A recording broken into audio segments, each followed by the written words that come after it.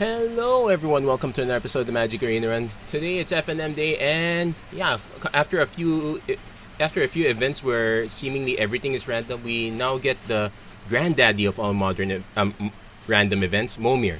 So for those who are not familiar, basically we have a deck, we can't edit it because this is literally just all basic lands. I believe it's a 60 card deck with about 12 of each basic land.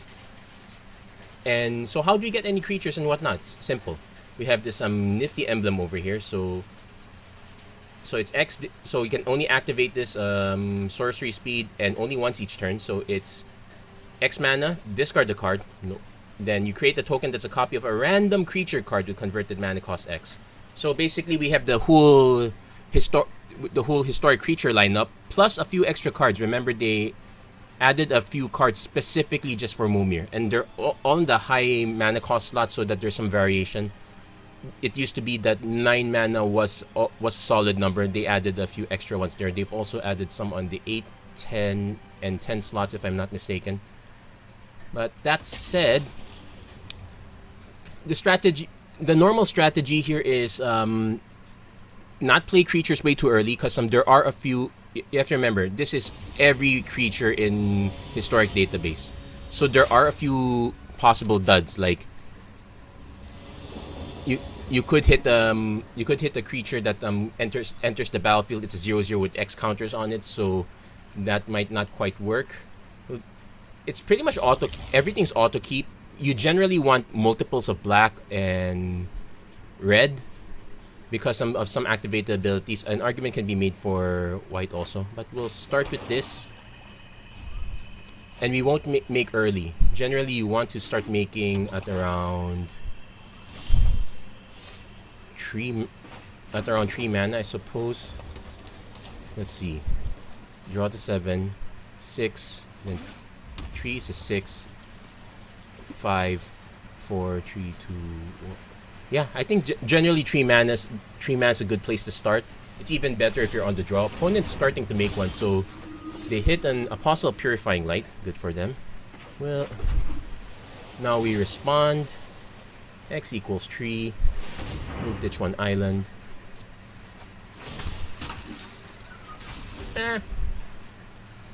Not great. Again, it's purely a random format, so you pretty much take the breaks as they come along.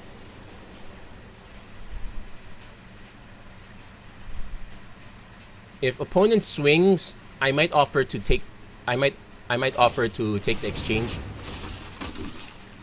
Okay, that's now definitely for opponent swings, I will take the offer. Opponent does not swing, which is the smart move. And so now the escalation begins. I'm trying to remember if there's anything that requires triple. I think there is. Not much in triple white, but I'll ditch a blue anyway. Okay, now Etrata is actually horrible here because this token, we can use it as emergency removal to take out one very, very big creature for our opponents. But otherwise, it's gonna kill itself. So not that impressive. I'll take it though. It's base. So, and what's this? Exile target creature. So can't target. We're not removing pure. Oh, opponent did not play a land. Interesting. And this was interesting also. There are ways to get +1/+1 counters.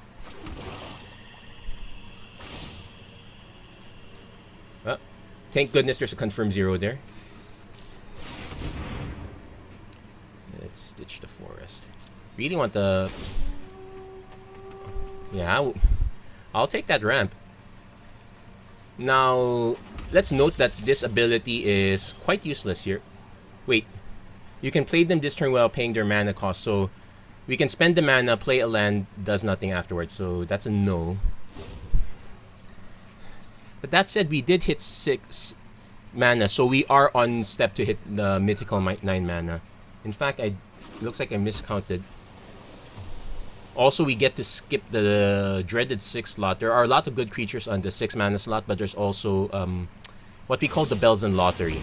There's a creature that when it enters the battlefield, it basically eats up your entire it eats your entire library because you have no actual spells.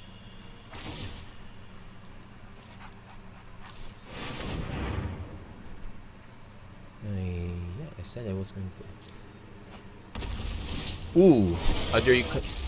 And the interesting thing now is, if we start running out of lands, I can just start making tokens like this. So again, we're gonna pass here. How much to make? It's 6 mana to make tokens. 1, 2, 3, 4, 5, 6, 7. I'm still gonna make an 8 and a 9. Then I'm gonna make a few tokens, stockpile them, I guess. Opponent's hitting 6, so he has a flyer. Our creatures are shrunken, which is probably a good time to swing with this. Our opponent could have a bigger creature, but we're not gonna wait on that. Let's play another red. Let's play the 8 first. I think I want to ditch the forest. Oh, it's Grizzle. Oh! Hold on. No. So I can basically just keep generating cards forever, though it's interesting. Well, first combat.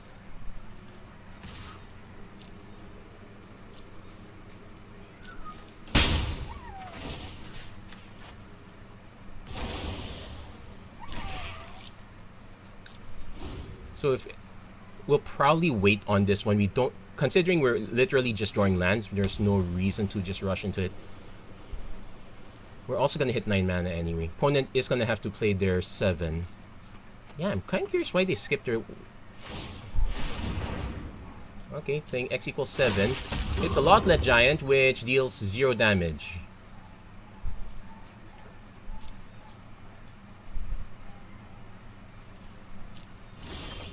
Okay, so now we hit the mythical 9.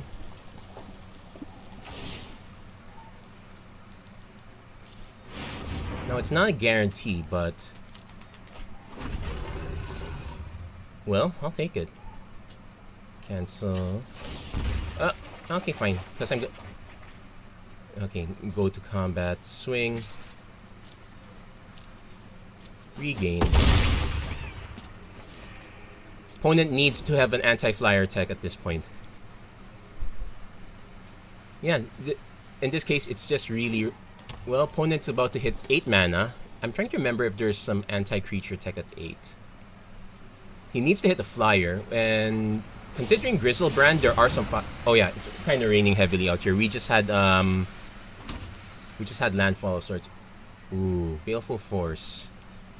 It's kind of good game at this point. Opponent might want to just swing with everything as in an act of yeah, good game. Well, no one really comes back after you hit Golos Demon.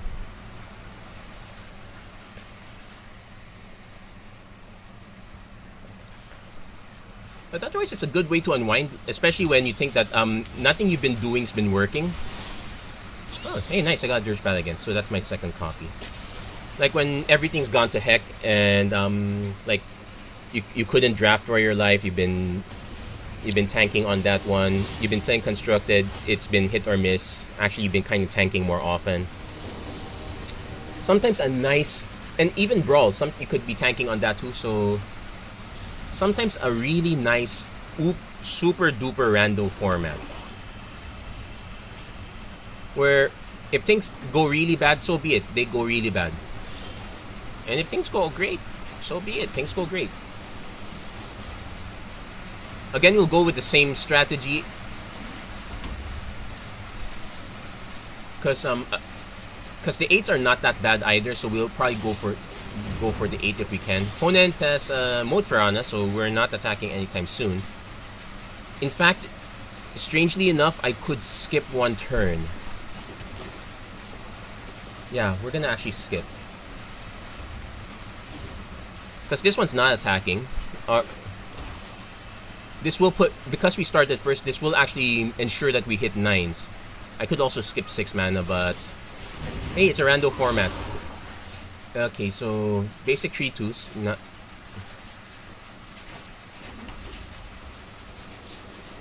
Oh. It'll be embarrassing if it turned out I had a creature with haste. Nope. At least, and it blocks Slitherwisp. Yeah, generally red man is the most valuable one because there's a lot of activated abilities that want it. Well, green is also another one. Opponent hits... yeah, hits best 4-drop, so we'll take the bite. And we got all our colors, so... yeah, I will play the Bells and Lottery.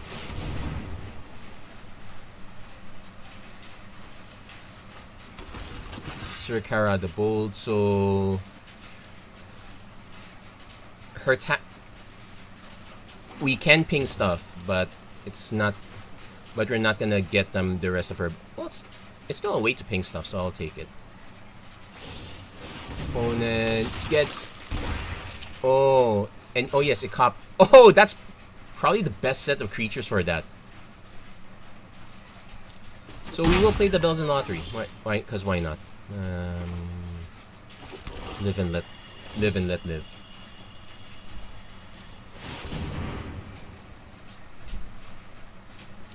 Do we hit Bells and Lock? No, but we do hit the big one. Actually, a few good removal cards at 6. Let's see if our opponent wants... usually opponents will skip 6. They might just play another 5. Oh no, they're going for the Bells and Lottery. Let's see. Nope. Well, Afterlife still triggers, so there's that. So these two will trade. Yeah, we're way behind at this point.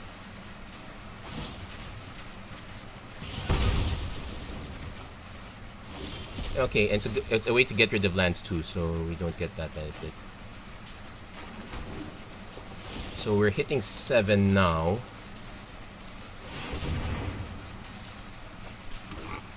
Crows and Tusker. Eh.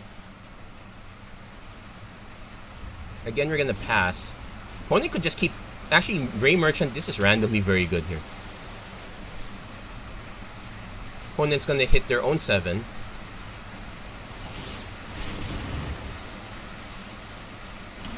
It's... well, it's basically a 4-4. Opponent might start swinging with stuff.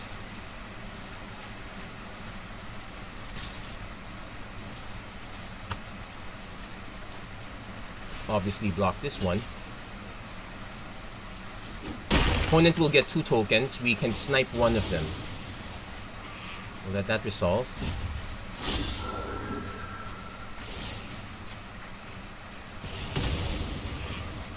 But yeah, we're definitely in the back foot at this point. There's no other way to say it. We're probably gonna lose this one, and you know what? That's fine. That's the nature of Momir. Okay, this is interesting. We might still be dead because... oh, upkeep. Hold on. Upkeep.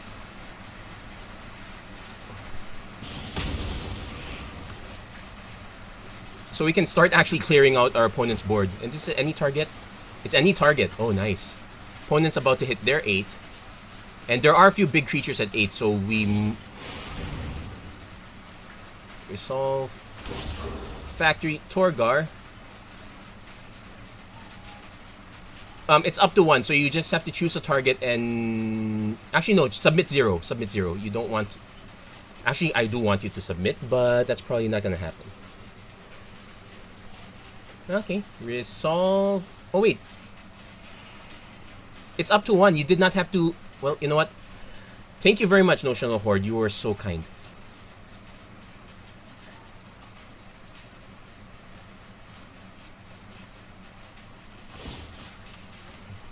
Is this each upkeep? Oh, it's each upkeep. I can even start taking out the force if I want to. Okay, moment of truth. It's basically Zakama or bust. And bust has happened. Nope, it's... well, it's not gonna die anytime soon. That's what I can say. So next. No attacks. And turn. In fact, you know what? Let's leave the 1 damage on it because we can always just choose to ping it now or later. Yeah. We're not swinging yet.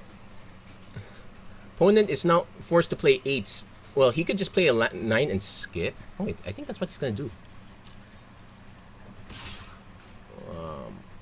Let's see, it's turn. No, obvious block is obvious. Colossus Sardia is usually not good, but this is probably the best board position for it. So we're actually going to, you know what, let's just clear this board. Let's make another 9.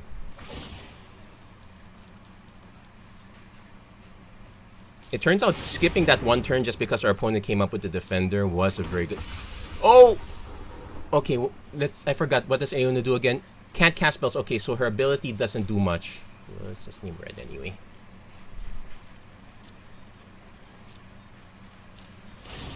So, ping this. Opponent can still come out of the blue. There are ways to... Okay, opponent did skip... is going for their own 9. He does have 2 reds, so if he goes for Zakama, he will be able to ping up to... Does he hit Zakama? It'll be awkward if it's another Oh, it's another Iona. It's also awkward in the sense... Oh, I probably will just end up swinging with... I'll probably just end up swinging with Colossus Sardia.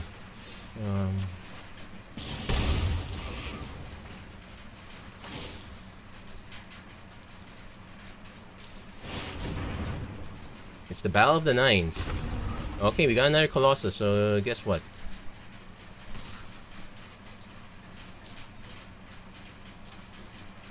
Opponent will have to double block. In which case I just take out Iona. Opponent can also just choose to take the damage. Yeah, Magmatic Force, very brutal.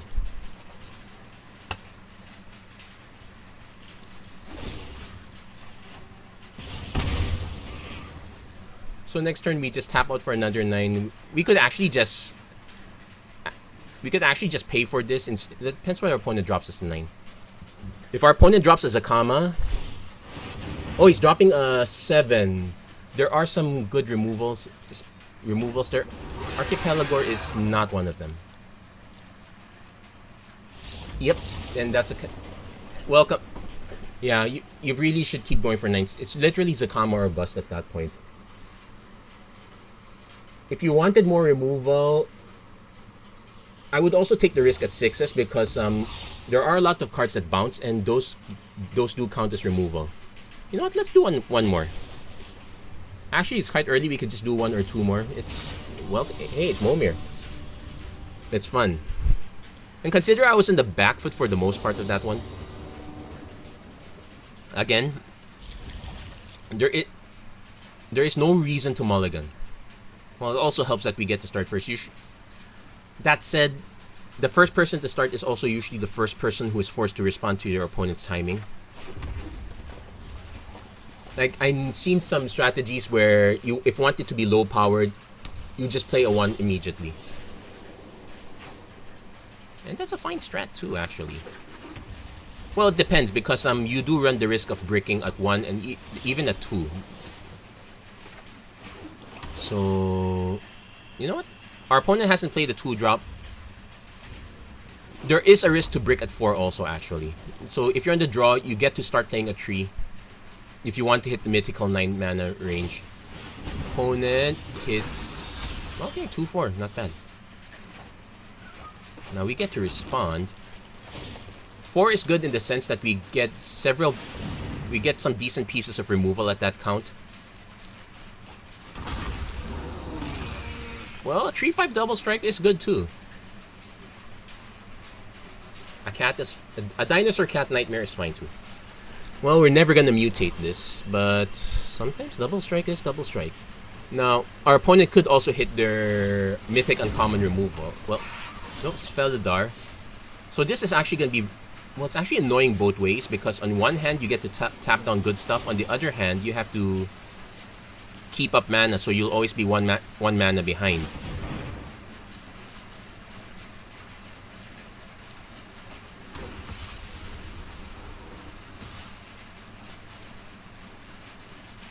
Now, I'm willing to take this one. Basically, I want to get rid of Frontland Felidar.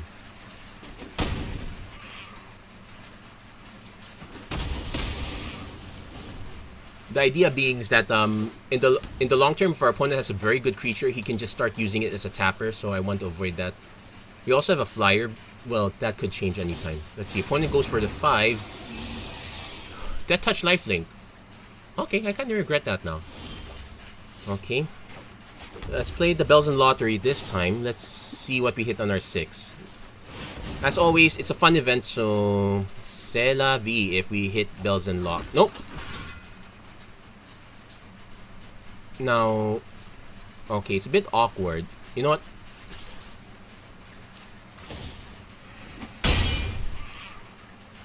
Our opponent gains more life this way, but I kind of want our opponent to try tapping this out. Now, let's see if our opponent is... No, the safe play is to play... Oh, opponent's going for the Bells and Lottery also. At the beginning of your upkeep, each player discards a card. Oh, yuck, that's not good. We want to get rid of this because we will never hit 7 at this rate. No, we'll never hit 9. We already hit 7.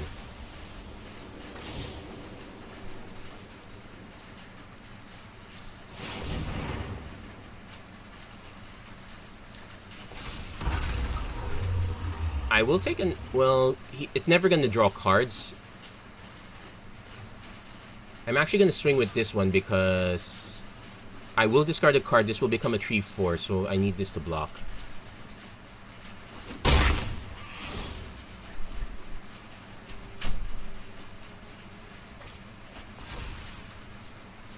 So, yeah, our opponent has the big advantage here. We need to remove this if we want to get back. Well, we could always just play out everything.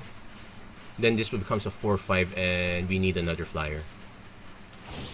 Opponent goes for their 7-drop. It's deals combat damage. That player sacrifices a creature. Oh, man. Yeah, I would not... Well, technically, I would block with that. I'm actually questioning our opponent swinging with that. Well, because I will auto-block it. Just to stop losing cards. So, 1, 2, 3, 4, 5, 6, 7, 8.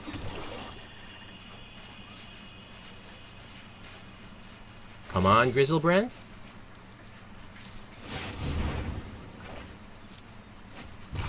No, Verdant Force. So we will get a Saproling each time. Which is interesting because we have something to sacrifice to this now. Now we just need to actually survive. I might actually swing with...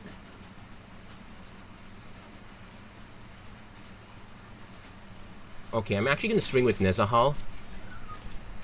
Yes, I want to get that out of the way first. Probably should have waited a bit, but here's the thing.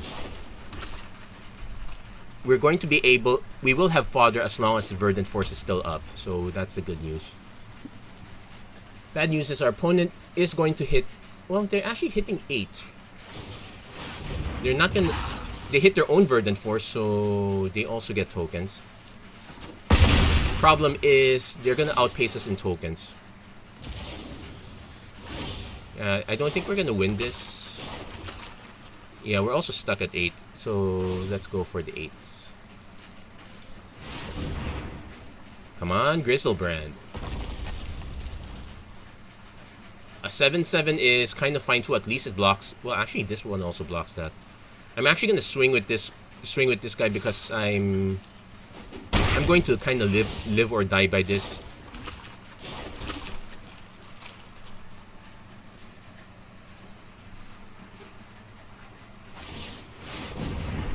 Opponent hits Zetalpa, so either one of these will kill us.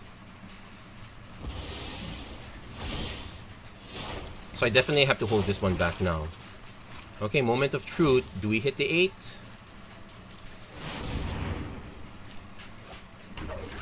No, it's a Gate Colossus. That's a good game.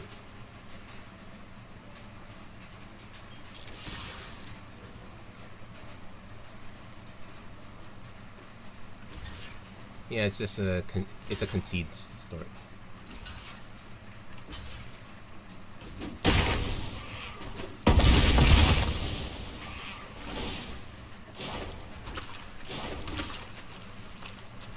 Well, opponent's actually gonna play one more. There are no duds in 8 if I'm not mistaken. We'll see. Nope. Borborg must engage. Yeah, no blocks.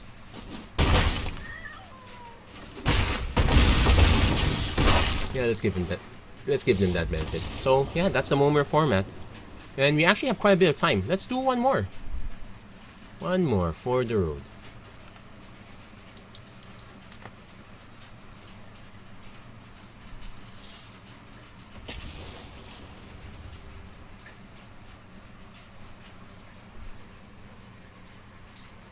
So so basically, if Momir actually had its history back in original MTGO when they started making vanguards again in a sense, and that avatar was the most popular one by a long shot that they decided to make a format around it. I forgot, we're in the play and the draw. I think we're in the play, so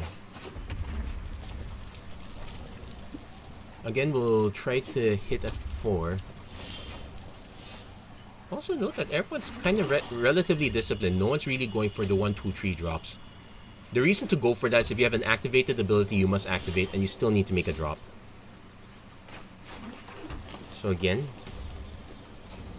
yeah, we could have hit 9 if it weren't for our opponent's enemy of enlightenment at that time. So yeah, opponent being in the draw, they get first shot and they get, well, it's good. Don't knock it. It's actually good. It means I won't be able to swing. It means I won't be able to swing profitably. Okay, so let's see if I get any other wizards, but I sincerely doubt that. Now opponent gets to hit their own mythical 4. Well, and it's okay. Not Chupacabra.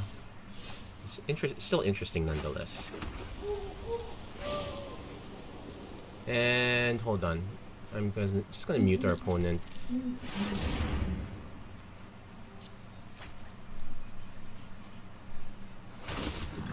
And we draw a card, so that's perfect actually. So there's no point in attacking. Well, no point in attacking. So we're just gonna keep getting pinged down a bit. So we need to. We will still go for the. We'll still go for the Bells and Lottery. That's kind of the point. Actually, you need to do a count of how many actual 6 drops there are. Opponent hits Obosh.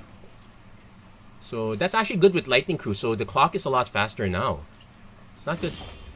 So I'm actually impressed.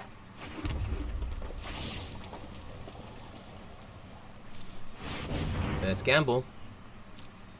Do we hit Bells and Lock? No, we hit Tetsimok. Which is fine too, because I can just basically keep swinging with this one for the time being. So this will deal 2 damage to us. So we're gonna try to catch up on our 7, 8, 9s. Let's see if our opponent goes for the Bells and Lottery. Yo, he's going for it. He doesn't hit the Bells and Lottery. He does hit the Palladium Wars. That's nice. Well, it's a 6, so at least it's not 12 damage up top.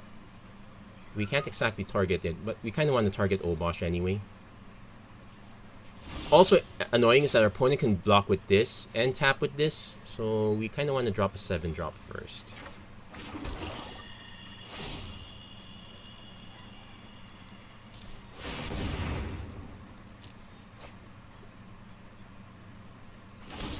Pelaka Worm gains 7 life. Okay, I'll probably swing with this one. Oh yeah, actually it doesn't matter because this has Death Touch. We can't block this anyway. Yeah, so you might as well. Yeah, you might as well tap this now, get the extra damage in. Yeah, let's get rid of that. So now the 7/7 is gonna have to raise to 6/6. So our opponent will get their own 7 drop. the bright side, we did slow our opponent's clock down to 22 turns. Each opponent puts the top 10 cards. Well, it's only lands. Yeah, that's cold comfort. So if we swing into Halaka Worm, we will get to draw a card. Opponent, yeah, might as well swing. That does speed up the clock. So we're gonna go for our 8 drop. And we're still gonna go for a mythical 9.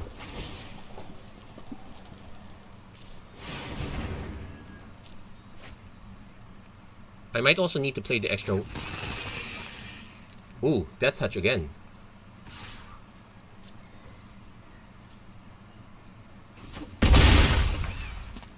Well, I can see what. Wait, let's do the math. 14, 15. Oh, it's actually a good game. Yeah. Yeah, he had the right stuff. So if this had been anything else, but yeah, that's Momir. We never got to the 9, and we did gain the extra life. So that was that. Oh yeah, now's a good time to call it, I guess. So there we go. That's it for this episode of the Magic Arena Run. If you like what you saw, please don't forget to like, share, and subscribe. Turn on notifications and whatnot. Yeah, it's nice to have a great change of pace here. And I got some of my gems back, at least. Anyway, thank you very much for watching. I hope to see you guys again next time. Take care. God bless. Stay safe wherever you are. Have a great weekend, everyone. Take care.